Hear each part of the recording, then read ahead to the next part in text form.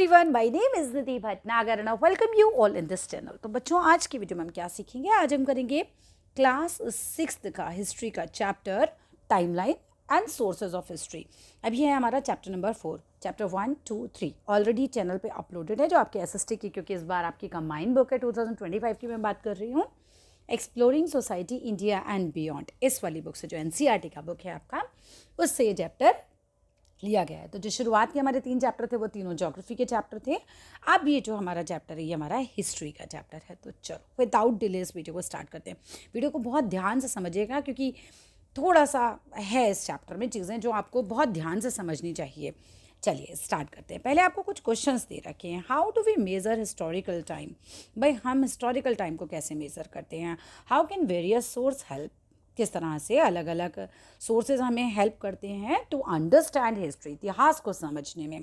How did early humans live? किस तरीके से प्राचीन काल में जो इंसान हुआ करते थे वो रहते कैसे थे? भाई देखो, लोगों के पास पहले घर नहीं थे, अरे क्या खाते थे, कैसे रहते थे? कोई गैस चूल्हा थोड़ी होता था उस ज़माने में, कोई ऑफिस नहीं जाता था, कोई गैस चूल्हा नहीं होता था, कपड़े इवन नहीं होते थे लोगों के पास, वो रहते कैसे थे?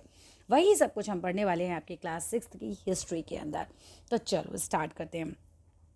How do we learn about the past? भाई हम पास्ट के बारे में कैसे जानते हैं? हमें कैसे पता चलता है पास्ट कैसा था, पास्ट में लोग कैसे रहते थे, ज़िंदगी कैसे होती थी? थिंक अबाउट इट, इसके बारे में सोचो। What is the earliest memory you can recollect? मतलब वो क्या बात है आपकी सबसे पुरानी जो आपको याद हो। Let suppose I am 43, right? अब मैं कह रही हूँ कि मैं 10 साल की थी, तो मुझे वो चीज़, वो घटना याद है। आपको कौन सी घटना है जो सबसे पुरानी याद है? Do you remember how old you were at that time? क्या आपको याद है कि आप उस समय कितने साल के थे? Those memories together are a part of your past. वो जो मेमोरीज है ना, वो सब जो है वो आपके पास्ट को बताती है, वो पार्ट है आपके पास्ट का, कि आपके पास्ट में ये हुआ था, आपको वो घटना याद है, ये घटना याद है, आप इतने साल के थे, आप तब ये हुआ था, उतने साल के थे वो हुआ था। तो वो सब आपके पार्ट हैं आपके पास्ट के, राइट? मे बी गोइंग 5 और 6 ईयर बैक, मे बी आपकी जितनी एज है वो करीबन 5 साल पहले की या 6 साल पहले की रफली आपको कोई बात याद हो। How do you think understanding the past? आप कैसे सोचते हो, कैसे समझते हो पास्ट को? या फिर हम ये कह सकते हैं, how do you think understanding the past will help us understanding the present world? किस तरीके से जब हम अपने पास्ट को समझते हैं तो वो मदद करता है हमें हमारे फ्यूचर को समझने के लिए, है ना, हमारे प्रेजेंट वर्ल्ड को समझने के लिए, basically not future but present world को समझने के लिए।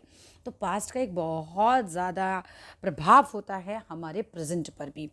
You will discover in science, आप साइंस में डिस्कवर करोगे that the earth has a very very long history. मतलब दुनिया का जो इतिहास है वो बहुत बहुत पुराना है, of which we human occupy only a tiny part. अब इंसान तो उसका बहुत छोटा सा पार्ट है। पता है, इंसान बहुत बाद में आए थे अर्थ पर, पहले बहुत सारे और क्रिएचर्स हुए थे, बहुत सारे और क्रिएचर्स हुए थे, हम तो बहुत बाद में आए हैं। द मोस्ट रिसेंट वन इंसान ही है, ठीक है? और आते ही हमने पूरी धरती पर क्या करना शुरू कर दिया, जैसे धरती हमारी हो, इंसानों की हो, जबकि धरती हमसे बहुत बहुत बहुत साल पहले बहुत सारे और क्रिएचर्स की थी, राइट? हिस्ट्री की बात करें तो हिस्ट्री क्या है? The study of human past. History का मतलब है इंसान का पास्ट कहाँ से स्टार्ट होता है, एक तरीके से, ठीक है? तो चलिए जी आगे देखते हैं। Coming to the next page. Many people study the history of the earth, some of them are trained to uncover the secrets of the left beneath the earth's surface and help us learn about its past and also our past। देखो, बहुत सारे लोग जो हैं, ठीक है, many people, बहुत सारे लोग स्टडी करते हैं किस चीज़ की? The history of the earth, earth का इतिहास, राइट? धरती कब शुरू हुई, क्या हुआ, कैसे स्टार्ट हुई and all. And some of them are trained to uncover, और कुछ लोग जो हैं वो खोल देते हैं, सीक्रेट्स को अनकवर कर देते हैं, जो लेफ्ट बिहाइंड है बीनीथ द अर्थ सरफेस, लेकिन अर्थ के सरफेस के नीचे समझ लो, जो भी चीज़ें उनको मिल रही हैं उससे वो सीक्रेट्स खोलते हैं कि धरती ऐसी रही होगी, वैसे रही होगी।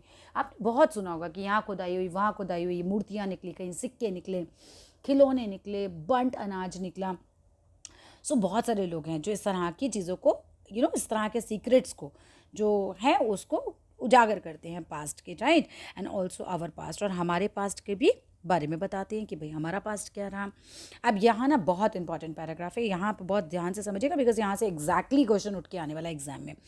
Observe these 4 pictures. अब आपको ना यहाँ पे 4 पिक्चर्स दिखाई गई हैं, अच्छे से देख लो, ठीक है। अब 4 लोग आपको यहाँ दिखाए गए हैं। पहला दिखाया गया जियोलॉजिस्ट, दूसरा आपको दिखाया गया है पेलियंटोलॉजिस्ट, तीसरा आपको दिखाया गया है एंथ्रोपोलॉजिस्ट, ठीक है, और चौथी दिखाया गया है आर्कियोलॉजिस्ट। ये चारों वर्ड अच्छे से पकड़ के रखना, मैंने हिंदी में भी यहाँ लिख दिया है, इनको पढ़ लेना।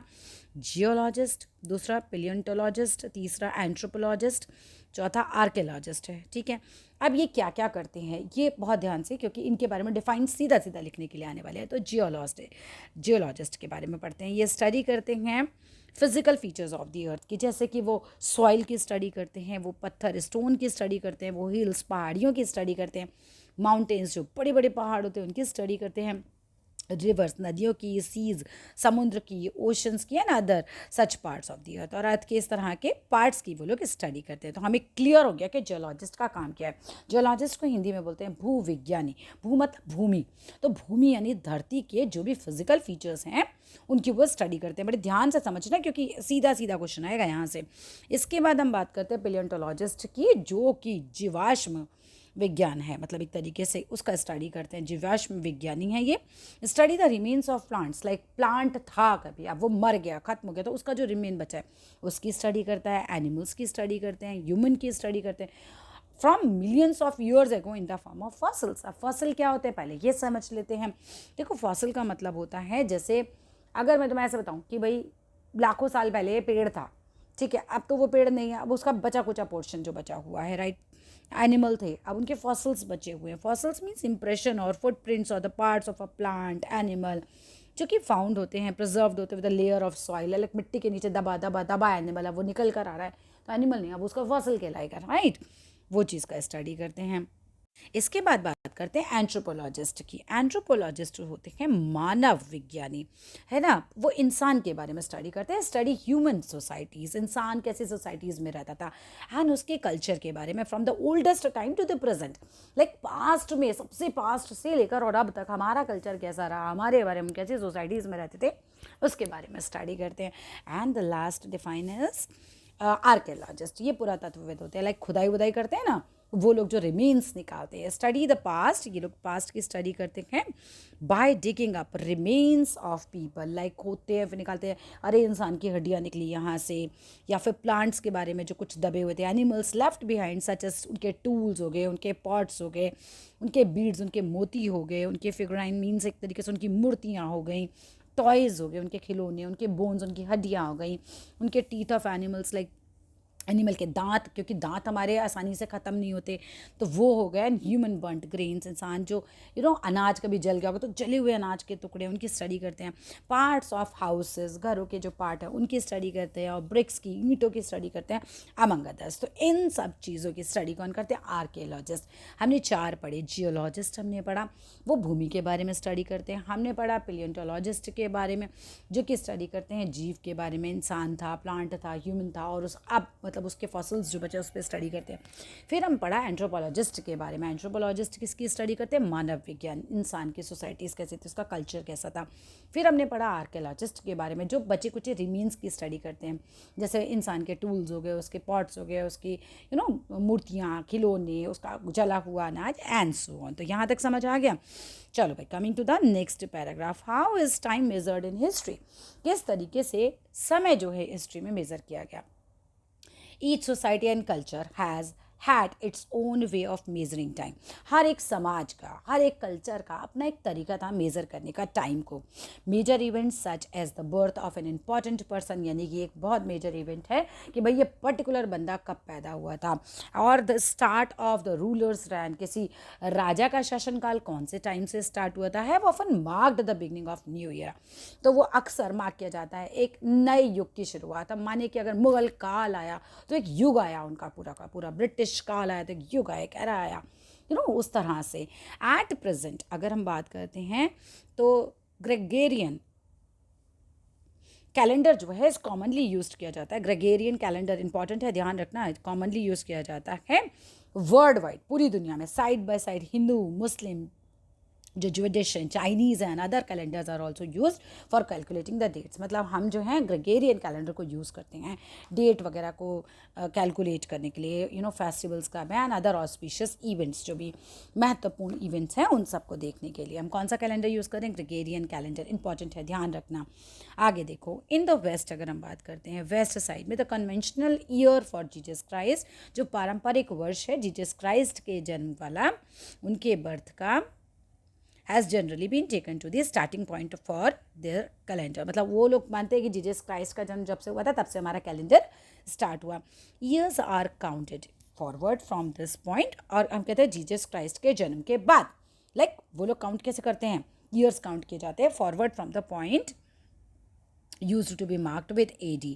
अब AD क्या है? ये 100% एग्जाम में पूछा जाता है। तो AD एब्रिवेशन है, एक तरीके से शॉर्ट फॉर्म है for the Latin phrase that refers to the year after Jesus birth. Jesus के बर्थ के बाद का जो भी टाइम आता है हम उसको AD से रेफर करते हैं।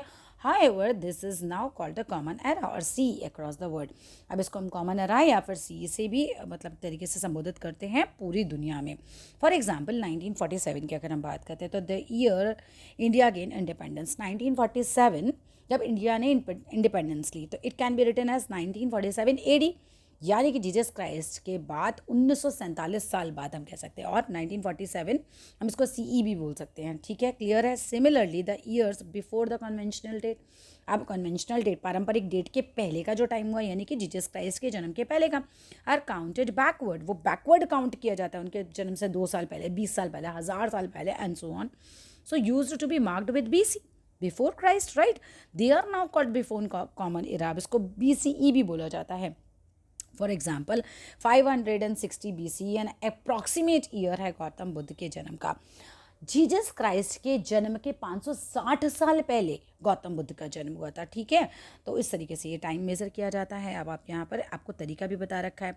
चलो आगे आते हैं। Will meet in chapter 7। अब हम गौतम बुद्ध जी से मिलेंगे चैप्टर 7 में। Can you calculate how many years ago this was?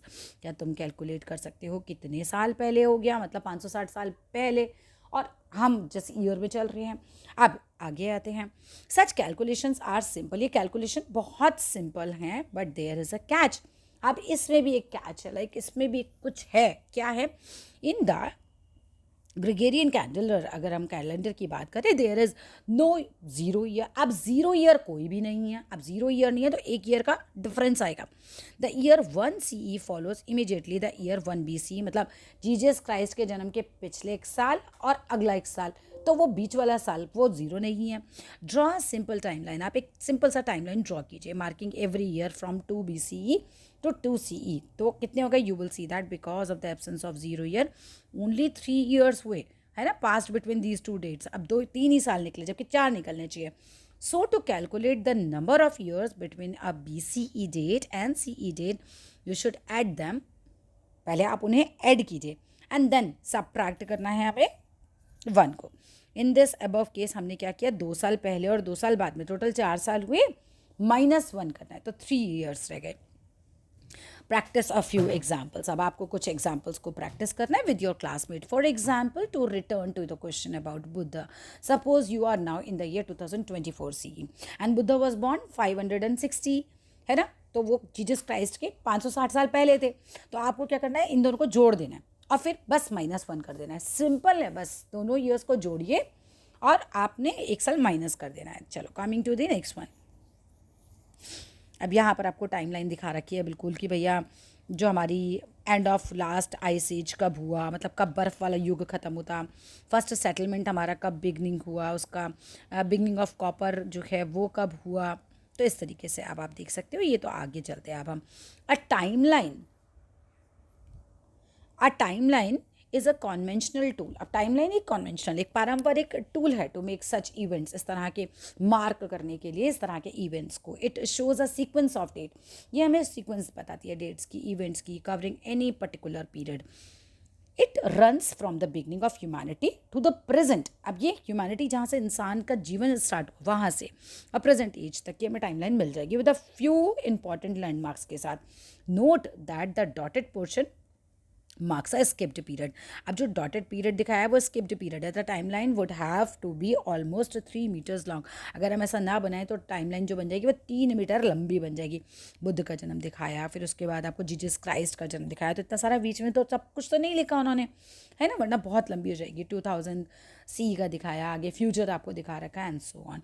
Timeline also helps in understanding. Timeline मदद करती है समझने में भी, अंडरस्टैंड करने में भी, the order in which historical events take place, किस तरीके से इतिहास में इवेंट्स हुए। For example even without looking at date, अगर आप डेट को ना भी देखो, you can now see that the birth of Buddha occurs before this that of Jesus. मतलब अगर हम ना भी देखें उसको तो हमें पता चल रहा है, just without looking at date. हमने डेट नहीं देखी, हमने जस्ट टाइमलाइन देखा तो हमें पता चला जीसस के बर्थ से पहले है इनका टाइम, है ना, बुद्धा का जन्म जो हुआ है वो पहले हुआ है। यहाँ पर हम देख सकते हैं टाइमलाइन में, तो इससे हमें पता चल जाता है। डोंट मिस इट में देख लेते क्या भाई, along with the year and decade. Decade का मतलब होता है पीरियड ऑफ 10 ईयर्स, 10 साल का पीरियड।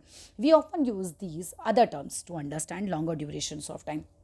हम कुछ टाइमलाइन के अलावा, मतलब जो डेकेड है वो 10 साल का पीरियड होता है, इसके अलावा हम और भी कुछ टर्म्स को यूज़ करते हैं टाइम के लिए, ड्यूरेशन ऑफ टाइम के लिए। 2 of these are quite commonly, अब 2 तो बहुत कॉमन है used when learning about history. भाई 2 कौन कौन से, एक तो सेंचुरी, 100 साल के टाइम को कहते हैं, सीधा सीधा समझा रही हूँ। It is any point of 100 years, कोई से भी 100 साल इजिकल टू हो गया सेंचुरी। इन हिस्ट्री की अगर हम बात करते हैं तो specific centuries are counted every 100 years starting from the year 1 CE। 1 CE के बाद 100 साल, एक सेंचुरी, फिर दूसरे 100 साल, फिर एक और century, so on, right. For instance, उदाहरण के लिए, we are currently in 21st century, हम 21वीं सेंचुरी में हैं, सेंचुरी CE में है, विच रन्स फ्रॉम 2001 टू 2100 तक चलेगी, राइट। बहुत लंबा टाइम पीरियड है। The centuries BCE are calculated beginning from the year 1 BCE। अब 1 BCE जीसस क्राइस्ट के जन्म के 100 साल पहले, and keep going back in time. For example, मतलब आप 100 साल पहले उनके जाते जाओ, 300 साल पहले क्या हुआ था। अगर हम 3 सेंचुरी की बात कर रहे हैं तो इसका मतलब उनके जन्म से 300 साल पहले की बात करें। 2 सेंचुरी की बात करेंगे तो मतलब 200 साल पहले की बात करेंगे, एंड सो ऑन। अब इसके अलावा आता है मिलेनियम, जो कि 1000 ईयर का पीरियड है। It is any period of 1000 years, ये पीरियड है 1000 ईयर्स का। In history specific centuries are counted every 1000 years में, लाइक ये 1000 साल में ये हुआ है, ये 1000 साल में ये हुआ है, इसका मिलेनियम बोलते हैं। The year first C, for instance हमने उदाहरण ले लिया, we are currently in the 3rd millennium, like 3000 का सेंचुरी, मतलब एक तरीके से बनेगा CE, विच बिगिन 2001 से चला और ये चलता रहेगा 3000 CE तक चलता रहेगा। 2000 से 3000, राइट, 2000 से 3000, तो 1000 साल का टाइम हो गया ना। हम इस पीरियड में चल रहे हैं बेसिकली अभी, ठीक है। आगे आ जाओ, 3rd मिलेनियम में चल रहे हैं हम basically, 3rd millennium CE, 3rd millennium CE, ठीक है। As with the centuries, millenniums BCE are also calculated beginning from 1 BCE and go backward, उसी तरीके से वो पीछे पीछे जाता रहेगा। 1 मिलेनियम मतलब 1000 साल पीछे, 2 मिलेनियम मतलब 2000 साल पीछे। In the timeline given on page number 62, 63, can you mark the beginning of the 8th millennium BCE? क्या आप मार्क कर सकते हो? नोट करो, in English the plural of millennium is millenniums और मिलेनिया, बोथ आर करेक्ट, दोनों correct है। Next आ जाते हैं, क्रिएट अ टाइमलाइन। आपको एक टाइमलाइन क्रिएट करनी है, stretching from 1900 CE to current year. आप एक टाइमलाइन बनाओ, उसके अंदर 1900 CE से लेकर आप करंट टाइम तक, डेट तक बनाओगे आप, है ना। Birth of your grand mother बताओ कब हुआ, उसी के अंदर टाइमलाइन में बनाओ। पेरेंट्स का, सिबलिंग का, तुम्हारा जन्म कब हुआ, वो उसके अंदर आपको पूरा शो करना है। That the 20th century CE begins with the end with, right. चलो, डू नॉट मिस आउट में देख लेते हैं। Do you know how calendars have been traditionally made in India? क्या भाई तुम्हें पता है किस तरीके से इंडिया में ट्रेडिशनली कैलेंडर बनते हैं? Many Indian calendars rely on positions of the sun. भाई बहुत सारे जो कैलेंडर्स हैं हमारे, तो वो तो सूर्य की पोजीशन एंड मून की पोजीशन से डिफाइन करते हैं। मंथ्स ऑफ द ईयर, वो होता है ना, फागुन का महीना है, ये जेठ का महीना है, ऑन सो ऑन। अब पंचांग क्या है? अब panchang is a book of table. अब ये बहुत इंपॉर्टेंट है, यहाँ से क्वेश्चन आएगा, what is panchang, right. Panchang is a table of list that days of each month along with related astronomical dates उसके अंदर होती हैं। पंचांग आप देखा नहीं, पंडित के पास जाते हैं, पंचांग खोल के बताता है और वो हिंदी डेट्स के अनुसार कोई चीज़ बताता है। फॉर इंस्टेंस, मतलब उदाहरण के लिए, इट प्रिसाइसली प्रिडिक्ट करते हैं इवेंट्स को, लाइक कब सूर्य ग्रहण होगा, सोलर एक्लिप्स कब होगा। पंचांग देख के हमारे पंडित बता देते हैं ल्यूनर एक्लिप्स कब होगा, सनराइज़ कब होगा, सनसेट कब होगा, एट्सेट्रा। पंचांग स्टिल वाइडली यूज़ किया जाता है इंडिया में, बहुत अच्छे से यूज़ किया जाता है। ऑफन ऑल्सो ये वेदर प्रेडिक्शंस, पंचांग जो है वो मौसम के बारे में जानकारी भी देता है। For the year, date, timing of the festival सब पंचांग से निकाला जाता है। आगे देखते हैं, what are the sources of history. अब हिस्ट्री के सोर्स क्या हैं, अभी हमें पता कहाँ से चलता है हिस्ट्री के बारे में। Can you collect information about at least 3 generations of your family. क्या आप 3 जनरेशन तक अपनी फैमिली की इन्फॉर्मेशन निकाल सकते हो, लाइक आपके पिताजी, फिर उनके पिताजी, फिर उनके पिताजी, ऐसे, ठीक है। आपको अपने मदर के या फादर की साइड का आपको निकालना है। क्रिएट अ फैमिली ट्री, और फैमिली ट्री बनाइए with your parents, grand parents and great grand parent, दादा परदादा जैसे होते हैं ना। फाइंड आउट देयर नेम्स, उनके नाम पता कीजिए। व्हाट दे डिड, वो क्या करते थे फॉर अ लिविंग, क्या जॉब था उनका, वो क्या काम करते थे। And where they were born, उनका जन्म कहाँ हुआ था। Also write the source from where you get this information, आपको ये भी लिखना है कि आपको इन्फॉर्मेशन जो है वो कौन से सोर्स से मिली, ठीक है। पूरा chart banana. How did you find details about your family past, अब किस तरीके से आपको डिटेल मिली अपने परिवार के इतिहास के बारे में। Did you rely on things like photographs, क्या आपने विश्वास किया फोटोग्राफ्स पर, डायरी पर, आरडी कार्ड पे, और memories from your parents and relatives, जो उन्होंने आपको बताया होगा, जो उन्हें याद होंगी चीज़ें, उन चीज़ों पे याद करके आपने ये सब बनाए हैं। थिंक अबाउट इट, अब थिंक अबाउट इट में क्या पढ़ेगी। Have you ever seen old coins, कभी आपने पुराने सिक्के देखे हैं, बुक्स देखी हैं, क्लोथ्स देखी है पुराने, ज्वेलरीज देखी हैं, और यूटेंसिल्स, बर्तन देखे हैं पुराने, in and around your house, अपने घर में, अपने घर के आसपास। What type of information can we gain from such objects, इस तरह के ऑब्जेक्ट से हमें कैसी इन्फॉर्मेशन मिल सकती है, और फ्रॉम ओल्ड हाउसेस या बिल्डिंग्स से हमें कैसी इन्फॉर्मेशन मिल सकती है। एवरी ऑब्जेक्ट और स्ट्रक्चर, कोई भी स्ट्रक्चर या कोई भी ऑब्जेक्ट जो है टेल्स अ स्टोरी, हमें एक कहानी बताता है। And is like pieces in a jigsaw puzzle, और वो कैसे होता है, जैसे जिक्सॉ पजल होती है, मतलब आप जोड़ते जाते हो उससे और कहीं ना कहीं कुछ बन जाता है।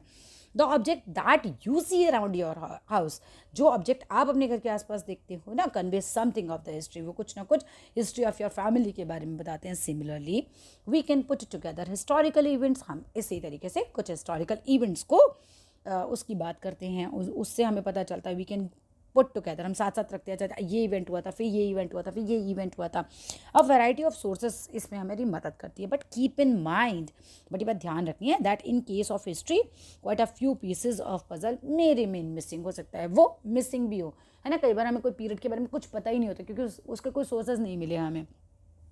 Observe the figure at the bottom of the page. It brings together the main sources of history and you do not need to remember them all now, अब आपको सब कुछ याद करने की ज़रूरत नहीं है। We will use some of them as we go along, हम कुछ को यूज़ करेंगे जब हम आगे बढ़ते जाते हैं।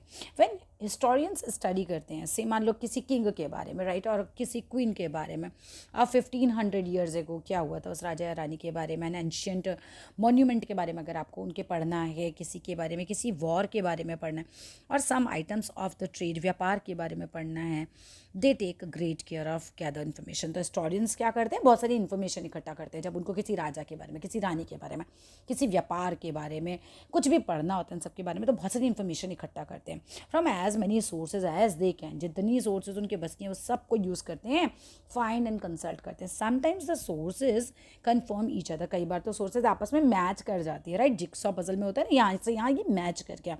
बट एट टाइम्स कई बार क्या हो जाता है, sources may give contradictory information, like ऐसा लग रहा है कि राजा तो हार गया था, इसमें लगता है राजा जीत गया था। कई बार हमें कॉन्ट्रोडिक्टरी इन्फॉर्मेशन में मिलती है, जैसे जिक्सॉ पजल में पीसेस मैच ही नहीं कर रहे हो, in which case they need to decide. अब इस केस में इन्हें खुद डिसाइड करना पड़ता है कि which source they can trust more, कि कौन से सोर्स पे इतिहासकार जो है ज़्यादा विश्वास कर सकते हैं। हिस्टोरियंस को बहुत सारी और चीज़ें देखनी पड़ती है कि हाँ, हम थोड़ा देखते हैं कि भाई राजा कैसा था, हारा होगा या जीता होगा, बहुत सारे तरीके से फिर वो लोग निकालते हैं और फिर वो अपने हिसाब से ट्रस्ट करते हैं। That is how they try to recreate the history, इस तरीके से वो लोग रिक्रिएट करते हैं हिस्ट्री को। दे आर स्टडिंग, उस इतिहास को जिसको पढ़ रहे होते हैं। Who contributes to all these sources of history, तो ये हिस्ट्री के सोर्सेज कौन, मतलब कहाँ से आते हैं, कौन कंट्रीब्यूट करता है। हिस्टोरियंस दमसेल्फ, भाई वो ढूंढते हैं चीज़ों को, बट ऑल्सो आर्कियोलॉजिस्ट भी ऐसा करते हैं, एपिग्राफिस्ट भी ऐसा करते हैं, वो स्टडी एंशिएंट इंस्क्रिप्शन, उनको एंशिएंट इंस्क्रिप्शंस, लाइक जो गुदा हुआ होता है पत्थरों पर, उसको बोलते हैं। इवन एंथ्रोपोलॉजिस्ट जो कि स्टडी करते हैं ह्यूमन सोसाइटीज़ की, उनके कल्चर की, वो भी इसमें मदद करते हैं। Experts in literature and language, वो भी मतलब हिस्ट्री को क्रिएट करने में मदद करते हैं, ठीक है। Experts in literature and language and some more, बहुत सारे लोग हैं जो इस तरह के सोर्सेज जो हैं उसमें कंट्रीब्यूट करते हैं, उनका अपना अपना हिस्सा होता है। इन एडिशन, इनके अलावा इन द लास्ट 50 ईयर्स और so scientific studies have been contributing more and more to the reconstruction of the past. अब साइंटिफिक स्टडी ने भी बहुत योगदान दिया है कि आप इतिहास को अच्छे से रिकन्स्ट्रक्ट कर पाएँ, अच्छे से समझ पाएँ। For example, studies of ancient climate के बारे में अगर आपको पढ़ना है, chemical studies of excavated materials के बारे में पढ़ना, जो खुदाई में निकाले गए हैं, एंड स्टडी करनी है आपको अगर जेनेटिक्स के बारे में, एंशिएंट पीपल के, कि उनके जीन्स कैसे थे and all, provided fresh insight. तो ये सब जो है people have, genetics of ancient people have provided fresh insight. तो साइंस ने एक तरीके से हमें कुछ फ्रेश इंसाइट्स दिए हैं, एक तरीके से हमारी बहुत मदद की है, which supplement the bore usual sources. And when historians study recent history, और जब हिस्टोरियंस जो इतिहासकार हैं वो स्टडी करते हैं रीसेंट हिस्ट्री की, विच यूजुअली मीन्स लास्ट 2 या 3 सेंचुरी, 200-300 साल तक की हिस्ट्री, तो अनदर सोर्स हमारे पास है, जैसे हम न्यूज़पेपर से पता लगा सकते हैं। हम फ्यू डेकेड्स की बात करें तो इलेक्ट्रॉनिक मीडिया है ना जा आ चुका था, तो हम पुरानी न्यूज़ देख सकते हैं, हम पुराने इंटरनेट का यूज़ कर सकते हैं। ये सब चीज़ों से हमें पता चल जाएगा, जैसे जैसे मतलब जितना पुराना टाइम है उसके हिसाब से ही डिसाइड किया जाता है कि भाई हमें कैसे जो है इसके बारे में पता करना है, या कैसे सोर्सेज से हम इसको निकाल सकते हैं आगे। There are a few images, आपको कुछ इमेजेस दे रखी हैं of different sources of history की ऑन द नेक्स्ट पेज पे। Who and what do you think the objects show, मतलब कौन है ये, किसके बारे में क्या पता चलता है। Write down in boxes next to the image and information you get from those objects, जो भी ऑब्जेक्ट के बारे में आपको इन्फॉर्मेशन मिल रही है तो उसको आप लिखिए नीचे। चलिए अब आगे सीधा आते हैं the beginning of human history. यहाँ से थोड़ा इंटरेस्टिंग शुरू होता है, वो पार्ट थोड़ा बोरिंग था, राइट। मॉडर्न ह्यूमन्स, जिनको हम बोलते हैं homo sapiens, have walked the planet about 3 lakh years, मतलब इंसान जो है ना धरती पर 3 लाख साल पहले लगभग आए हैं। It appears to be a very long time, हमें लग रहा है भैया बहुत टाइम हो गया, 3 लाख साल हो गए हमें धरती पर, yet it is only a tiny friction of earth history. Earth की हिस्ट्री की बात करूँ तो बहुत ही छोटा सा फ्रिक्शन है ये, अर्थ का हिस्ट्री तो बहुत पुराना है। Let us have a quick look at our early history. तो अर्ली हिस्ट्री के ऊपर ज़रा बात कर लेते हैं भाई, जब इंसान आया था तो क्या रहा होगा।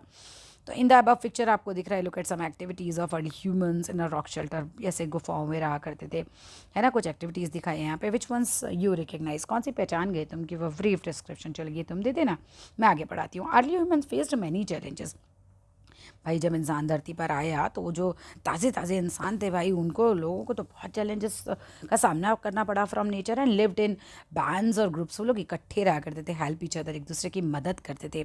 दे were constantly seeking shelter and food, लगातार जो है वो घर या एक तरीके से घर जैसी कोई जगह जहाँ वो रह सके उसकी तलाश करते थे, फूड की तलाश करते थे। एंड वो मेनली हंटर्स एंड गैदरर्स, शिकारी थे, या फिर वो जो जंगल में होता है ना कुछ कुछ गैदर करते थे, इकट्ठा करते थे फल फ्रूट जो उनको खाने के लिए मिल गया।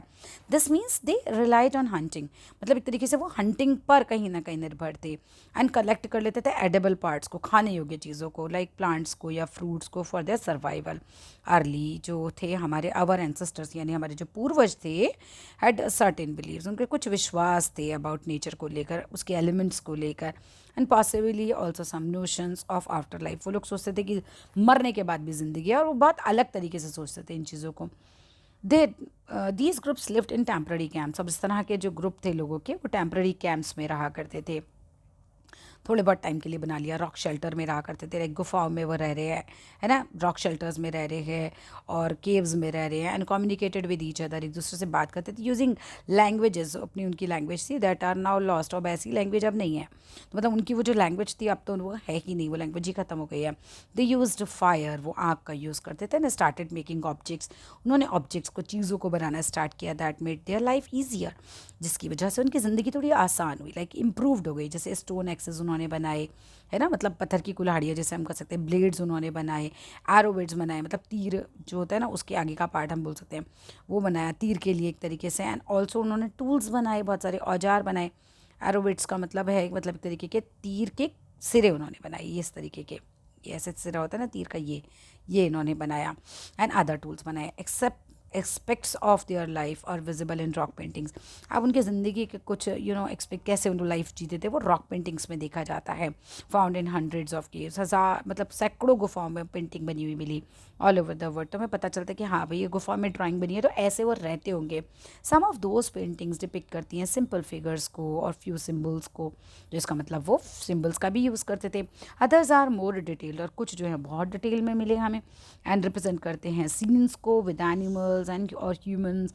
इंसान के साथ उनके कुछ चित्र मिले, ह्यूमन के साथ चित्र मिले। इन टाइम अगर हम बात करते हैं, these early humans learn to make simple ornaments, उन्होंने कुछ सिंपल सिंपल ऑर्नामेंट्स बनाना भी स्टार्ट कर दिया था, सच एज अ स्टोन और shell beads and pendants made of animal teeth, जो कि एनिमल के दांत से बनाओ, and sometimes exchange them with other groups, वो कई बार दूसरे ग्रुप के साथ उसको एक्सचेंज भी करते थे। अगर हम बात करते हैं द फर्स्ट क्रॉप्स की, तो ओवर लॉन्ग एजेस की अगर हम बात करें तो अर्थ climate has gone through many changes. भाई अर्थ का जो क्लाइमेट है वो तो बहुत बहुत बदला। एट टाइम्स क्या होता था, at certain time it was very cold, एक टाइम था जब अर्थ हमारी बहुत ठंडी थी, and much of the earth was covered with ice, और ज़्यादातर अर्थ का हिस्सा जो था वो बर्फ़ से घिरा हुआ था। This is called ice age, as you will learn in greater detail in science. आप इसके बारे में आप साइंस में और ग्रेटर डिटेल में पढ़ेंगे लेटर। इसके बाद when the climate warmed up, जब धीरे धीरे क्लाइमेट वार्म हुआ, गर्म हुआ, तो दिस आइस पार्शली मेल्ट होने लग गई ये बर्फ़, एंड रिजल्टिंग वाटर, फिर क्या हुआ, वाटर जो है वो बहने लगा, स्वेल्ड होने लगा इन एग्जिस्टिंग रिवर्स में, एंड इवेंचुअली और फाइनली हम कह सकते हैं ड्रेन हो गया इनटू ओशंस में वो पानी। द लास्ट आइस एज जो हम देखते हैं वो थी 1 लाख साल पहले, 1 लाख ईयर्स पहले, एंड अराउंड 12,000 ईयर्स है, मतलब 1 लाख से 12,000 साल पहले तक का समय है जो आइस एज वाला रहा होगा। फिर 12,000 साल बाद तो गर्म हो गया, वार्म हो गया एकदम अर्थ। आफ्टर वर्ड्स अगर हम बात करें, लिविंग कंडीशन इंप्रूव्ड होती हैं ह्यूमंस की in many parts of the world में। अगर हम देखते हैं, दे स्टार्टेड सेटलिंग डाउन, इंसान ने सेटल डाउन होना शुरू किया, एंड कल्टिवेट करना शुरू किया, सीरियल्स उगाए, ग्रेन्स उगाए। दे ऑल्सो डोमेस्टिकेटेड एनिमल्स, इंसान ने एनिमल्स पाले such as cattle, goats, with more food available these communities ने ग्रो किए, ग्रीव इन साइज। अब फूड अवेलेबल होने लगा तो इनकी कम्युनिटी का साइज़ भी बढ़ने लगा, नंबर ऑफ पीपल भी बढ़ने लगे, and often settle down near reverse. अक्सर ये नदी के पास रहा करते थे, नदी के पास पानी की सुविधा, तो वहाँ इतना टैप तो लगा नहीं था इनके यहाँ। And this was not only because of availability of water but also the soil would be more fertile. अब हमने कहा उगाने लगे थे तो पानी जो था वो नदी के आसपास का ज़्यादा फर्टाइल, मतलब मिट्टी ज़्यादा फर्टाइल होती थी। This made the process of growing crops easier, इससे क्रॉप को ग्रो करना आसान हो गया। Observe the scene on the next page और डिपिक्ट करो एग्रीकल्चर कम्युनिटी को from a few millenniums ago, है ना। चलो ये एक्टिविटी खुद करेंगे। अब आगे चलते हैं आगे इस पेज पे। अब ये तो क्या बता रखा है, think about it both in this earlier pictures आपने जो देखी, rock shelters, and in one man and women are given certain roles. भैया आदमियों के और औरतों के कुछ स्पेसिफिक काम थे। While they make appear to be natural, they are not necessarily correct or do not cover all situations. For instance अगर हम बात करें in a rock shelter, जो women हैं have helped to prepare colors for painting, तो औरतें हमें दिख रहा है कि भाई जो कलर है उसे बनाने में मदद करती हैं। द रॉक और may have done some of the paintings, मतलब किसी रॉक में लग रहा है कि ये may have done some paintings उन्होंने बनाई। In both scenes man may have done some of the cooking, भाई आदमी ने शायद कुकिंग करी, और may have help to take care of children, और बच्चों का देखभाल किया। Keeping in mind that we have only limited information, भाई इस बात को ध्यान रखो कि हम पे ना बहुत लिमिट में इन्फॉर्मेशन है। Think about such roles and situation, क्या उस ज़माने में आदमियों के काम रहे होंगे, क्या औरतों के काम रहे होंगे, और उसको क्लास में डिस्कस करना है। We are on the last page. As communities grew, अब जैसे जैसे भाई समाज बढ़ने लग गया, so did their society complexity, social complexity भी बढ़ने लगी, समाज में जटिलता बहुत आ गई। लीडर्स और चैफ्टन्स एक तरीके से आ गए, मतलब चीफ होने लग गए उनके, वो रिस्पॉन्सिबल होने लग गए for well being of the people के लिए, and every one collectively work करने लग गए साथ में द कम्युनिटीज़ वेलफेयर, पूरे समाज के अच्छाई के लिए।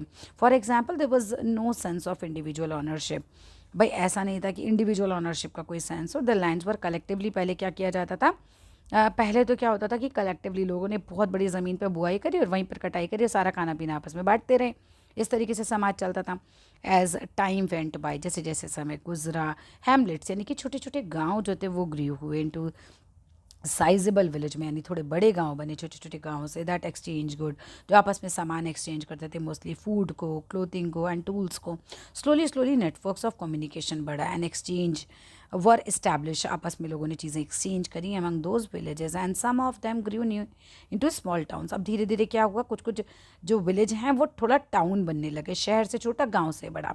न्यू टेक्नोलॉजीज अपीयर होने लगी, फॉर एग्जांपल मिट्टी का सामान बनाने लगे, for making pots and other clay objects बनाने लगे, एंड यूज़ करने लगे मेटल लाइक कॉपर को सबसे पहले यूज़ किया गया, फिर आयरन को उसके बाद यूज़ किया गया, which help make durable tools. अब इसकी वजह से चलने वाले, पहले मिट्टी के बर्तन होते थे तो टूट जाते होंगे, फिर उसके बाद कॉपर या आयरन यूज़ किया तो डेफिनेटली वो ड्यूरेबल रहे, है ना। डेली ऑर्नामेंट्स बनाने लगे, डेली यूज़ की चीज़ें बनाने लगे। We will see in chapter 6। अब हम चैप्टर 6 में पढ़ेंगे हाउ दिस स्टेज जो है prepared for the emergence of what is called civilization, किस तरीके से सभ्यता आई। For now it is important to remember that the early progress of humanity had to face many challenges. भाई बहुत उनको चैलेंजेस फेस करने पड़ते थे। At some critical times humanity could have almost disappear. एक टाइम तो ऐसा भी आया भाई जब पूरी मानवता ही जो है वो गायब हुई। As some earlier species dead, we will never know, हमें कभी नहीं पता चलेगा दोज अर्ली ह्यूमंस के बारे में। To whose courage and persistence, किसके करेज किसके परसिस्टेंट दृढ़ता के कारण हम हैं, we owe our existence today, हमारा अस्तित्व आज भी है। यू नो कभी एक टाइम भी रहा कि भाई इंसान रहा ही नहीं है, ऐसा भी टाइम रहा। बहुत मतलब ये सब बहुत कंफ्यूजिंग है एक तरीके से हम कह सकते हैं, है ना। ह्यूमैनिटी एक टाइम पे गायब भी हुई, वो बता रहे हैं कुड हैव ऑलमोस्ट डिसअपियर हो गई थी, ऑलमोस्ट लाइक 100% नहीं बट ऑलमोस्ट डिसअपियर हुई। तो बता रहे किसकी दृढ़ता है, किसका करेज है कि आज हमारा अस्तित्व है, इंसान है। And that's all in this video. Chapter होता है हमारे खुशम, और चैप्टर था काफ़ी लंबा और हिस्ट्री है, तो हो सकता है भाई तुम्हें लगे कि क्या है ये, बट थोड़ा ध्यान से पढ़ोगे तो आराम से समझ आ जाएंगी चीज़ें। That's all in this village. आगे के चैप्टर्स इंटरेस्टिंग होगी। फर्स्ट चैप्टर थोड़ा सा हिस्ट्री का है, मैं समझ सकती हूँ कि हाँ भाई थोड़ा सा बोर तो करता है। Thank you so much for watching the complete video.